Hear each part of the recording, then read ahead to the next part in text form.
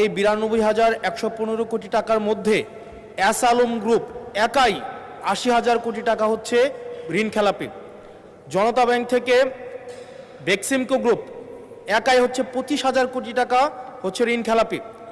এই ঋণ পুনরুদ্ধারের ক্ষেত্রে মানে এস আলম গ্রুপ এবং বেক্সিমকো গ্রুপের ঋণ পুনরুদ্ধারের ক্ষেত্রে এই অর্থ বছরে আপনাদের বিশেষ কোনো পরিকল্পনা আছে কিনা, আর 2 নম্বর প্রশ্ন আছে কিনা, এবং এস আলম গ্রুপকে তাদের এই ঋণ না পরিশোধ না করে কিভাবে আবার নতুন করে পুনর্বহাল করার চেষ্টা করা হচ্ছে, এটা নিয়ে সরকারের সাথে এস আলম গ্রুপের কোনো সমঝোতা হয়েছে কিনা এই বিষয়টি জানতে চাচ্ছি।